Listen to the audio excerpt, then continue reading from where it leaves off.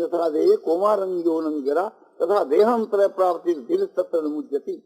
जिस प्रकार से शरीर के भीतर के मां देखते देखते बालक अवस्था से जवान अवस्था होती है, जवान से वृद्ध अवस्था हो जाती है, इसी प्रकार से दूसरी देह की प्राप्ति हो जाती है जो शरीर पुराना हो गया। तो इसके बाद धीर जो है, ज्ञानी जो है, वे मोहित नहीं होते, मूर्ख लोग ही मोहित होते। तो हम मूर्ख क्यों बने और मूर्खों के सिद्धांत को धारण करके रोए क्यों? तो किसी मनुष्य को किसी के लिए कभी रोना ही नहीं। हमारे तो देखते हुए बहुत से अपने घर में लड़के मर गए, समझो हमारा छोटा भाई विश्वविद्यालय मर गया, और भी घर के माँ बाल बच्चे मरते ही रहते हैं, समझा। हम तो कभी उसके लिए शोक नहीं करते, ये समझते हैं कि ये व्यर्थ शोक करना। तो हर एक माता बहनों को ये ख्याल करना चाहिए कि कोई मर गया तो उसके लिए शोक नहीं करना चाहिए, उसकी आत्मा के उद्धार के लिए भगवान से प्रार्थना करनी चाहिए कि इसकी आत्मा को शांति मिले, इसकी आत्मा का उद्धार हो, कल्याण हो। ये तो समझो मनुष्य का अपना कर्तव्य है। जीते हुए उसको मदद करना, मरने के बाद भी उसको मदद करना, उसकी आत्मा के कल्याण के लिए, और शोक करना तो व्यर्थ है बिल्कुल। और दूसरी बात यह है कि ये शोक का विषय भी नहीं है। क्यों नहीं है? कि वासांसि जीर्णानि यथा विहाय नवानि गृह्णाति नरो पराणि तथा शरीराणि विहाय जीर्ण नन्यानि संज्ञाति नवानि देहि। भगवान ने गीता की दूसरी अध्याय के 22 के श्लोक में कहा है कि जैसे मनुष्य पुराने वस्त्रों को छोड़ करके दूसरे नए वस्त्रों को धारण कर लेता है, इसी प्रकार से ये जीवात्मा पुराने शरीरों को छोड़कर दूसरे नए शरीरों को धारण कर लेता है। जैसे हम लोग कपड़ों को बदलते रहते हैं, ऐसे शरीरों को बदलते रहते। तो पुराने शरीर गए, नए आए, तो उसमें शोक क्या? ये शरीर जैसे पुराना हो गया, नया आ गया, बहुत अच्छी बात है, उसमें चिंता कौन बात की है? यदि आपका लड़का उसकी पुरानी गंदी पोशाक थी, उसको छोड़ करके नया वस्त्र पहन करके, खूब बढ़िया वस्त्र पहन करके आ गया, तो उसको क्या कोई शोक करता है? कभी नहीं। और लड़का भी शोक नहीं करता। तो बोले ठीक है, किंतु ये उदाहरण में थोड़ी ये कमी आती है। क्या? कि लड़का जन्मता तभी दुख होता है, मरता तभी दुख होता है। नए कपड़ों को पहनते हैं तभी सुख होता है, पुराने को निकालते तभी सुख होता है। तो ये उदाहरण कैसे समीचीन रूप से मिला?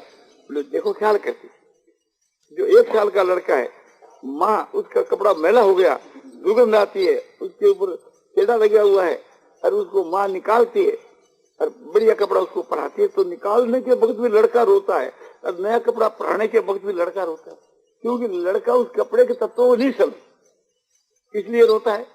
जो समझदार लड़का है वो तो खुशी के साथ में पुराने वस्त्रों को निकाल सकेगा, नया पड़ेगा। इसी प्रकार से थी जो संसार में मूर्ख हैं वे रोया करते हैं, और जो समझदार होते हैं, जिनको ज्ञान है, वे कभी नहीं रोते, वे तो हंसते हैं, प्रसन्न होते हैं। वाह, एक प्रकार से वे तो हंसते हैं, खूब खुश होते हैं, बड़ी अच्छी बात है। तो दूसरी बात बतलाई जाती है, ये चर्चा कई दिन से चलती है कि एक या अपने समाज के मां बहुत बुरी प्रथा है, या कलयुग में चली। कल हम हाथी बाबा के यहाँ गए थे। हाथी बाबा ने कहा कि कलयुग जो है 3 जगह आकर के डेरा किया है। हाथी बाबा के शब्द हैं, एक तो तीर्थ स्थानों पर, और एक हम लोग साधुओं के ऊपर, और एक ब्राह्मणों के ऊपर। हमने पूछा कैसे? बोले ये साधुओं के जो चेलियां बढ़ाते हैं, ये नर्क बनी जाएंगे तो क्या स्वर्ग में जाएंगे? तो हमारा ठीक बात की आपने। हाँ, और क्या करेंगे? इसी प्रकार से थी ये एक तीर्थों के बीच के में जो है, जो रहते हैं, मंडोर रहते हैं, तो वे एक प्रकार से आए हुए आदमी को ठगते हैं, उनका जो कुछ वैसे लूटते हैं, हर एक प्रकार से थी। तो ये और क्या है तीर्थों के ऊपर। ऐसे ही उन्होंने ब्राह्मणों के लिए कहा, पर मैं उसको विस्तार करके नहीं कहूं। तो उन्होंने साफ शब्दों में कहा। तो वर्तमान के बीच के मां बहुत सी स्त्रियां एक प्रकार से थी, अपने समझो की गुरु बनाती है, और उससे पति के अतिरिक्त दूसरे परपुरुष को और गुरु बना करके दीक्षा लेती है। तो बहुत सी तो स्त्रियां ऐसे प्रत्यक्ष यहाँ सुनने में आता है। देख लो, हम गए थे इसमें, समझो कि ये जो भजनाश्रम है और भजनाश्रम के बीच के वहाँ बहुत सी 500-700 माया ने मिली करके इकट्ठी की गई और फिर उसको शिक्षा दी गई। और उन्होंने सभी ये बात कही कि ये स्त्रियों के वहाँ बहुत सी ऐसी स्त्रियां हैं कई कि एक उसको अपने साथ वो गुरु बनाती है और उनके साथ में व्यभिचार करती। तो हमने कहा कि इनको तो निकाल देना, इसको तो एक यहाँ बढ़ देना नीचे, जो इसका खोज करके पता लगा करके। तो ये जो प्रथा है, ये प्रथा रसातल को ले जाने वाली। अब देखो, ख्याल करके हम बार बार लोगों को, सबको पुकार करके कहते हैं कि कोई भी आदमी ने कोई शास्त्रों में बात देखी हो कि जैसे पुरुषों की पाठशाला आती है, लड़के जो तो समित पाणी होकर के गुरु के पास में जाकर के ज्ञान लेते हैं। जैसे गीता में बताया है कि तद्विधि प्रणिपाते न परिप्रश्न सेरिया उपदेश संगति ते ज्ञान ज्ञानी न सतरसी ने। उस ज्ञान को तुम महात्माओं के पास में जाकर के जान, वे ज्ञानी महात्मा तेरे को ज्ञान का उपदेश करेंगे। उनके नमस्कार करके, शासन प्रणाम करके, प्रश्नोत्तर करके, उनकी सेवा कर करके के। तो पुरुषों के लिए ऋषिकुल है, गुरुकुल है, पाठशाले हैं, पहले भी थी अब भी हैं। और समझो कि कुलपति होते थे, एक एक ऋषि के 10,000 शिष्य होते थे, उसको कुलपति कहते थे। तो समझो कि ये सारा 10,000 शिष्यों का लक्ष्य लेकर के दुर्वासा तो सांस में चला करता था। और भी बहुतों के पास नारद मुनि जहाँ जाते 10,000 समझो कि 10 प्रजापति के पुत्रों को उपदेश दे रहे हैं। तो ये विद्या है, शिक्षा है, उपदेश है, पाठशाला है।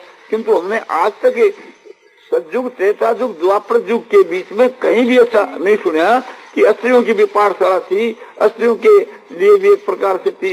ये विद्यालय थे, कन्या विद्यालय, स्त्री विद्यालय, विधवा विद्यालय, कभी हमने सुना नहीं, देखा पुस्तकों में। अरे किसी ने देखा तो बताओ कि तुम कहते हो देखो अमुक पुस्तक में शास्त्र के माँ। आजकल के जो वर्तमान के बीच में अपने अपने संप्रदाय के माँ तो चाहे से कोई लिख ले, उसको तुम नहीं कहती। किंतु हमारे जो शास्त्र जो है, श्रुति स्मृतियां, जैसे ऋग्वेद, यजुर्वेद, सामवेद, अथर्ववेद, उपनिषद है, या दर्शन शास्त्र, या एक प्रकार से रामायण, गीता, भागवत, ये सब जो है, या इतिहास या पुराण या तुलसीकृत रामायण, वाल्मीकि रामायण, कोई भी रामायण, तो कहीं भी किसी जगह में ऐसा नहीं कि स्त्रियों को एक प्रकार से पुरुष शिक्षा दिया करते थे या इस प्रकार से उसकी पाठशाला थी। नहीं, वो पति के साथ में रहती थी। सीता माता, उनको उपदेश दिया गया तो उसके माता पिता ने उपदेश दिया।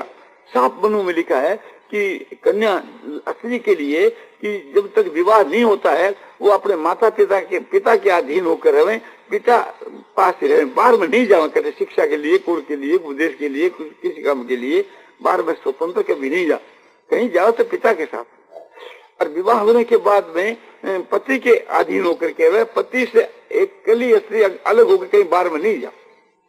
और पति मर जावे तो पुत्र बल हो सामर्थ्यवान तो उनके अधीन होकर, पुत्र न हुए तो अपने पीर में या ससुराल में कोई भी एक प्रकार से घर के आदमी के, मोटे के, पुरुषों के अधीन होकर स्वतंत्र स्त्री नहीं रहे। स्वतंत्र तो नष्ट व्यस्त हो जाती है। मनु में कहा 5 अध्याय में, 9 अध्याय में, जगह शास्त्रों के बीच के वहां ये बात है आती। श्री रामचंद्र जी महाराज अत्रि ऋषि के आश्रम में शिक्षा के लिए गए तो वो भीतर के वहां चली गई। कौन कि एक प्रकार से थी जो सीता माता, तो उनकी स्त्री जो है वो उसको शिक्षा देने लगी कि अपने कि स्त्रियों का ये धर्म है, उत्तम के ऐसे बस बनमाही, सपने वाहन पुरुष जगत नाही, मध्यम परपति देख ही कैसे, भ्राता पिता पुत्र निज जैसे। उत्तम दर्जे की जो पतिव्रता होती है वो तो सपने में भी किसी दूसरी पुरुष का कभी दर्शन ही नहीं करती। सपने में भी जागृत की बात गुरु कुंड है, सपने के बीच के मां किसी दूसरे पुरुष का दर्शन नहीं करती। और मध्यम श्रेणी की जो है मध्यम स्त्री, वो मध्यम स्त्री किसी को देखा करती है तो कैसे देखते है, वो भी एक प्रकार से थी पिता भाई पुत्र के समान, बड़ों को पिता के समान, बराबर वालों को भाई के समान, छोटों को पुत्र के समान। मध्यम परपति देख ही कैसे, भ्राता पिता पुत्र निज जैसे। ये नहीं एक प्रकार से कोई भी जगह ऐसी बात आई तो हर एक माता बहनों को यह समझना चाहिए। तो बोले कि कोई स्त्री भूल बस किसी को यदि ऐसा गुरु बना लिया तो उसका फिर हृदय से त्याग कर देना चाहिए, ईश्वर से, भगवान से कहना चाहिए कि ये मेरे कसूर को माफ करो। क्योंकि उसके तो एक ही पति होना चाहिए, एक पति उसका साक्षात वही पति ही परमेश्वर है, पति तीर्थ है, पति व्रत है, पति सर्वस्व है। और पातिव्रत धर्म से जितनी उसकी शक्ति योग्यता आती थी, एक योगी की शक्ति उतनी नहीं आ सकती। पातिव्रत धर्म के प्रभाव से पति सहित वो परम गति को प्राप्त हो जाती है। दीर्घा नाम की कोड़ी की स्त्री थी और वो पातिव्रत धर्म का पालन उसने किया तो पति के सहित परम गति को प्राप्त होगी। शुक्ला नाम की पतिव्रता स्त्री थी, वो पति के सहित समझो कि अपने परम गति हो गई। उसके घर के ऊपर ब्रह्मा विष्णु महेश आए, ये पद्म पुराण में कथा आती है। और उसका पति भी बड़ा धर्मात्मा पुरुष था। उसके पति ने पूछा कि आप लोग जो हमारे घर पर साक्षात आकर के दर्शन दिए हैं, ये मैं जो धर्मात्मा हूँ, ये मेरा प्रभाव है या मेरी स्त्री जो पतिव्रता उसका प्रभाव है? उन सब देवताओं की तरफ से इंद्र खड़ा होकर के कहता है कि तेरी जो स्त्री जो पतिव्रता है उसके प्रभाव से, मैं तेरे प्रभाव से नहीं। तो आप सोचो कि पातिव्रत धर्म का कितना भारी प्रभाव है। अनुसुईया जो है अत्रि ऋषि की स्त्री, उसके प्रभाव से थी, भगवान उसके घर में जाकर अवतार लिया ब्रह्मा विष्णु महेश के रूप में। ये जो एक प्रकार से थी देव की जो पतिव्रता थी, उसने पूर्व जन्म के मां भगवान की भक्ति करी थी और ये वरदान मांगा था कि मेरे आप अवतार लो। तो देव की के यहाँ श्री कृष्ण के रूप में अवतार लिया। जसोदा के यहाँ पुत्र रूप से रहे तो जसोदा के कल्याण में शंका ही क्या। मैं देखो कि जसोदा की धूड़ी के मां समझो कि मुक्ति बात करे, जसोदा की तो बात ही क्या है। तो जिस स्त्री के भगवान पुत्र पैदा हो जावे उसके कल्याण में क्या शंका है। भगवान ग्वाल बालों का रूप धारण करके और समझो कि गोपियों के यहाँ जाकर के अपने लड़का बन के दूध पिया कर रहे थे, बात्सल भाव से थे, अनेक रूप धारण कर लिए थे, उन गोपियों का सबका उद्धार हो गया। श्री रामचंद्र जी महाराज ने कौशल्या के अवतार लिया तो फिर कौशल्या के अवतार में कोई शंका है? तो उनकी एक महात्मा पुरुष अवतार उसके घर के मां ले ले तो उस माँ का कल्याण हो जावे। शास्त्र बतलाता है कुलंग पवित्रं जननी कृतार्था वसुम धरा पुण्यवती चतेर अपार सम्मित सुख सागर लीने पर ब्रह्मनिश्चेत। कहते हैं कि उसका कुल पवित्र हो जाता है। किसका?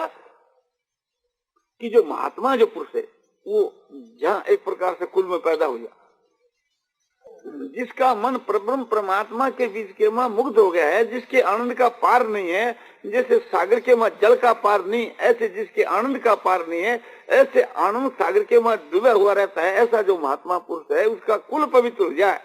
क्योंकि उसके दर्शन से, भाषण से, शब्द से, वार्तालाप से कुल पवित्र हो जाता है। और जन्म के देने वाली माँ तो एकदम मुक्ति हो जाती है और जहाँ उनके चरण टिकते हैं वो भूमि पवित्र हो जाती है। ये तो एक महात्मा की बात है। फिर परमात्मा की तो बात है क्या। भगवान जी अवतार ले, जब भगवान यहाँ कृष्णचंद्र जी ने ब्रज में अवतार लिया तो ब्रज की तो भूमि की जो रज है इसके मां मुक्ति बात करें। भगवान ने अयोध्या में अवतार लिया तो अयोध्या तो नगरी मुक्ति के देने वाली होगी, सरजू मुक्ति के देने वाली।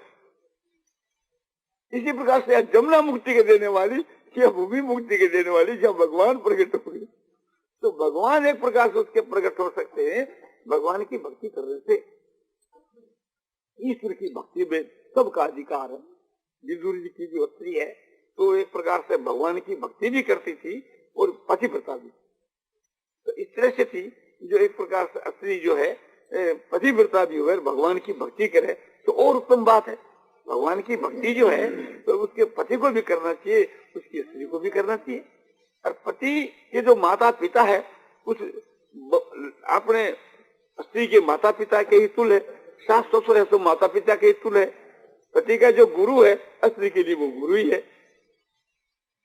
इंद्र जो है इनके गुरु बृहस्पति, तो इंद्र के गुरु बृहस्पति, जो बृहस्पति इंद्र जो एक प्रकार से थी इससे अपने ब्रह्म हत्या से डर करके कमल के वन में जाकर के छिप गया था। तो उस समय के मां राजा नहुष को जो है, राजा नहुष को वहां इंद्र बनाया। अब इंद्र बनाया तो एक प्रकार ऋषि और महात्माओं ने उस इंद्र बनने के साथ ही उसके समझो कि अपने अहंकार आया, अभिमान आया और यह कि हो इंद्र की स्त्री मेरी स्त्री। तो उसने इंद्र केसरी के पास को आकर भैया कि मैं तुम्हारे महल में आऊंगा, क्यों? विषय भोग करने के लिए। अरे राम राम राम, मैं तो एक प्रकार से सच्ची हूँ, मेरा सच्ची नाम है, मैं इंद्र की स्त्री हूँ, मैं कोई बेशा नहीं, मैं कोई अप्सरा नहीं, मैं तो एक पतिव्रता हूँ, मैं दूसरे पति को कैसे छू सकती हूँ? ये कोई गद्दी पर आप मालिक हो कि भाई केसरी पर मालिक हो? उसने कहा कि नहीं, मैं तो बलात्कार करूंगा तुम्हारे साथ, तो हमारी तुम बात नहीं मान। तो उसके पति माने सब देवताओं का गुरु जो बृहस्पति है, समझा, अब पति के गुरु के पास में गई, क्योंकि पति का गुरु तो उसका ही गुरु। या कहा कि देवगुरु, देवगुरु देवताओं गुरु। या कहा महाराज मेरे में ये आपत्ति आई। बोले बेटी तू डर मत, विचार मत करना, तुम उसको कह दो कि तुम जब तीनों लोगों पर मालिक होगे, ऋषि और देवताओं पर सब पर मालिक हो, तो मेरे महल में आप आते हो ना, तो सब ऋषियों की पालकी जुड़ा कराओ, बस तुम्हारा काम बन जाएगा। ठीक है, तो उसने कहा भेजा कि आप मेरे महल में आना चाहते हो तो आ सकते हो एक प्रकार से, किंतु आपका तीनों लोगों पर अधिकार हो गया तो सब ऋषियों को पालकी के जोड़ करके लो। वो तो अंधकार में था ना, ऋषियों को बुलाया कि चलो मैं इंद्राणी के महल में जाऊंगा, तुम मेरी पालकी को ढो। ऋषियों ने सोचा इसकी बुद्धि भ्रष्ट हो। अरे एक तो परस्त्री के पास जाना, और फिर हम लोगों को कार की जगह जोड़ना। पर अब इसकी बुद्धि जो नष्ट हो गई है, जब तक ये राजा है तब तक इसकी बात हमको माननी चाहिए कि हम लोगों ने इसको राजा बनाया है, और एक प्रकार से हम इस वक्त कायदे के वहां हैं। तो ऋषियों ने लाकर पालकी हाजिर कर दी, बोले बैठो, लेकर चलने लगे, और उसके काम एकदम जिपन हो गया शरीर में, और बोले जल्दी चलो। तो आखिर में अगस्त के ठोके मार के शीघ्र सर्प नाम चलने का करते हैं, तो बोले शीघ्र सर्प नाम शाम का भी। तो उसी वक्त वो साफ होकर के पालकी से गिरने लगा। जब हाथ जो बोले महाराज मैं बड़ा अपराधी, बड़ा पापी हूँ, मेरे अपराध को माफ करो। मैंने एक तो परस्त्री के पास में जाने का विचार किया, ये अपराध किया, और फिर ब्राह्मणों को पालकी के जोड़ा, ये पाप किया, और तीसरा फिर आपके लात मारी, तो आप दयालु हो, मेरे अपराध को माफ करो। बोले हमारा वचन मिथ्या नहीं होगा, तुमको साफ होकर के रहना पड़ेगा, किंतु खैर तुम जब प्रार्थना करते हो तो दया कर दी कि तुम्हारे कुल में राजा युधिष्ठिर होंगे, और उनके दर्शन से वार्तालाप से समझो कि तुम इस पापों से मुक्त होकर के आपने छूट जाओ, मुक्त हो जाओ। तो उसके बाद के बीच के समझो महाभारत के वन पर्व में कथा आती है कि राजा जो युधिष्ठिर जो हुए, तो राजा युधिष्ठिर वन में घूम रहे हैं, भीमसेन को ढूंढते हैं, क्यों भीमसेन बहुत देर से आया नहीं, फल मूल लेने के लिए गया था। तो जाके क्या देखते हैं कि पहाड़ के समान जो अजगर सांप है, उस भीमसेन को पकड़ रखा है। बोला भाई भीम, क्या तुम अजगर के बस में हो गए? तुम्हारे में 10,000 हाथियों का बल है। हाँ बोलो महाराज है तो सही, किंतु यहाँ मैं मात हो गया। ये मालूम नहीं कि देवता है, कोई यक्ष है या सिद्ध है, कौन है ये सर्प के रूप के बीच के मां। तो सर्प से कहा कि हे सर्प, मेरे भाई भीमसेन को छोड़ दो। उन्होंने कहा कि नहीं, हमारे अधिकार में जो आ जाता उसको खा जाते, और तुम भी एक प्रकार से यहाँ रहोगे तो हमारे अधिकार में आ जाओगे, यहाँ से चल दो तुम, और तुम्हारे भाई को हम नहीं छोड़ेंगे। बोले किसी शर्त पर छोड़ सकते हो? बोले हमारे प्रश्नों का उत्तर दो तो हम छोड़ सकते। तो बोले पूछो। तो उन्होंने धर्म के विषय में बहुत सी बातें पूछी, सब बातों का उत्तर दिया। ये कथा महाभारत के वन पर्व में आती है, विस्तार से आप देख सकते हैं। तो उसके बाद के बीच के सर्प जो है एक प्रकार से उस सर्प की योनि को छोड़ करके, और उसमें एक दिव्य ज्योति निकली, और आकाश में देखा तो एक दिव्य ज्योति के रूप में, एक देवता के रूप में कोई ज्योति ऐसी दिख रही है। तो युधिष्ठिर ने हाथ जोड़ पूछा कि महाराज आप कौन हैं? मैं जानना चाहता हूँ, कोई आप देवता हो या कोई सिद्ध हो या कोई यक्ष हो या कौन हो आप? तो उन्होंने कहा कि मैं नहुस नाम का राजऋषि था, और मैं स्वर्ग को गया था, इंद्र की गद्दी खाली देख करके, और मुझको राजा बना दिया था ऋषियों ने और देवताओं ने। मैं राजपद को पाकर के मेरे उन्माद पैदा हो गया था, मैंने एक बड़ा भारी अभिमान पैदा हो गया था। उसके कारण से मैंने पाप किया कि परस्त्री के पास में गमन करने का विचार किया, और अपने ऋषियों को पालकी के लगाया, और अगस्त का लात मारी, इससे हमको साफ हो गया। तो कि तू सर्प हो जा। मैंने बहुत प्रार्थना की, उन्होंने विनय किया, तो उन्होंने दया करके, ब्राह्मण बड़े दयालु होते हैं, तो उन्होंने दया करके हमारे को ये कहा कि तुम्हारे कुल के बीच में राजा युधिष्ठिर होंगे, उनके दर्शन भाषण और वार्तालाप से तुम मुक्त हो जाओगे। तो हे महाराज युधिष्ठिर, आपके दर्शन के प्रभाव से, आपके साथ में वार्तालाप के प्रभाव से मैं सब पापों से मुक्त हो गया, अरे वो उस लोगों को जा रहा। तो इससे हमको शिक्षा लेनी चाहिए कि महाराज युधिष्ठिर का कितना भारी प्रभाव था ये, और ये भी शिक्षा लेनी चाहिए कि वो एक प्रकार से देवता की स्त्री, इंद्र की स्त्री, एक प्रकार से अपने पति के वियोग में, पति जब चला गया है तो समझो पति के वियोग में पति मरा नहीं, किंतु जब उसका वियोग हो गया वर्षों के लिए तो मरने के समान ही हो गया। तो इस वास्ते वह अपने पति के गुरु के पास में जाकर के प्रार्थना करी, उन्होंने जो उपाय बताया वो किया। तो इससे ये बात सिद्ध हो जाती है कि पति के जो माता पिता है वे अपने सास ससुर, माता पिता गुरु ही। इसी प्रकार से थी जन्म के देने वाले माता पिता, वे भी ये सो गुरु ही। इसी प्रकार से थी जो अपने पति के जो पूज्य वो अपने पूजी ही। तो उसको कोई एक प्रकार से थी पति को छोड़कर अलग कोई गुरु बनाना चाहिए। क्यों बनाना चाहिए? तो एक प्रकार से थी अपने नीचे दर्जे की चीज, नीचे दर्जे की चीज है। पति जिस भगवान के नाम का जप करता है उसका जप करना चाहिए, पति जिस स्वरूप का ध्यान करता है उसका ध्यान करना चाहिए, पति का जो इष्ट है वो स्त्री का इष्ट, पति का जो कुछ है वो उसका है। ये बात तो जगह जगह हम लोगों को शास्त्र के वहां मिलती है, किंतु ये कहीं हमारे को ऐसा नहीं मिलता कि ये स्त्रियों का झुंड कहीं एक प्रकार से समझो कि आपने कोई पाठशाला में पढ़ा करता था, या स्त्रियां अपने पति को छोड़ करके किसी दूसरे को जाकर के गुरु बनाया करती थी। पति के जो पूज्य वो स्त्री के भी पूज्य।